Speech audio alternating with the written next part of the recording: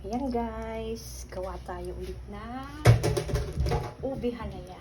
Lagyan natin ng iba. Ay, tama, iba. Para medyo masarap. Ayan, halo-halo, halo-halo.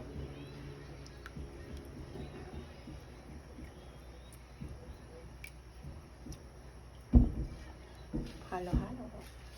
Wait lang ho. Ayan.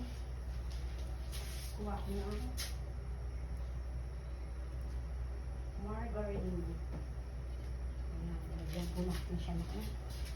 lalagyan po natin siya ng margarine. Ayan. O butter. Yan guys. Halo-haloin. Pagkakulo, ilalagay na yung ube. Hintayin lang natin siyang kumulo mga guys. Tapos, tutunawin po muna natin yung butter na yan. Para mas malasa. Ayan. More butter, more masarap. Ayan. Diba? Dito lang yan. Sa kusina ni Bella.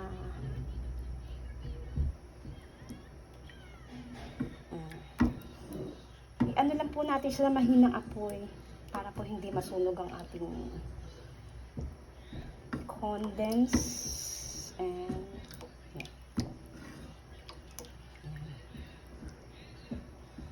paanin muna natin siyang butter. Tunawin natin siya para mas masarap. Ang butter po yung nagpapasarap sa ube halaya. Ang butter po ang nagpapasarap sa ube halaya.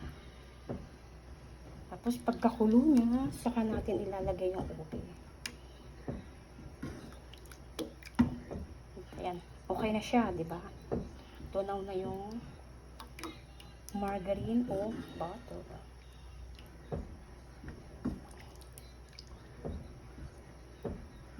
Haluin muna natin siya. Hayaan natin siyang kumulo. Kasi ilagay na natin yung baka natin ilalagay ang ube.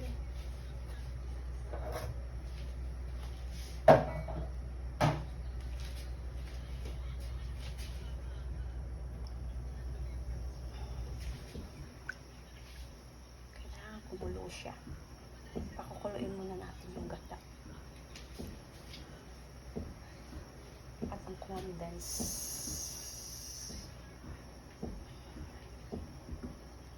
Sarap ito.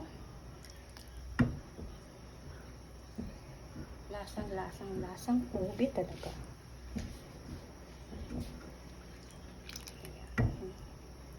Ayan, malapit na siya kumulo mga guys. Ayan, napakulo na siya.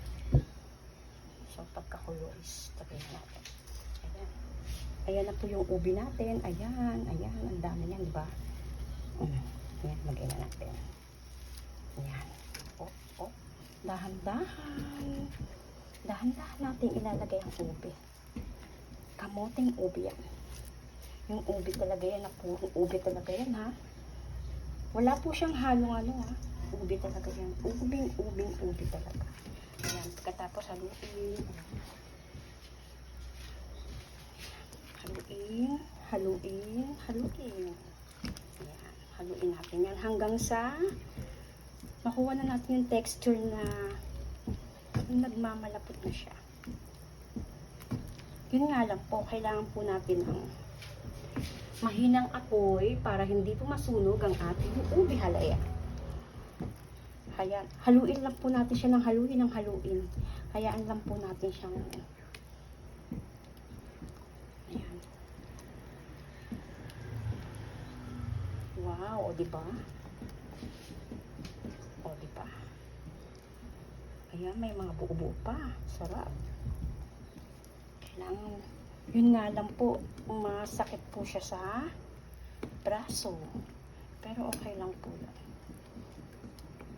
Kailangan po natin yung pagtiisan, yung sakit ng braso.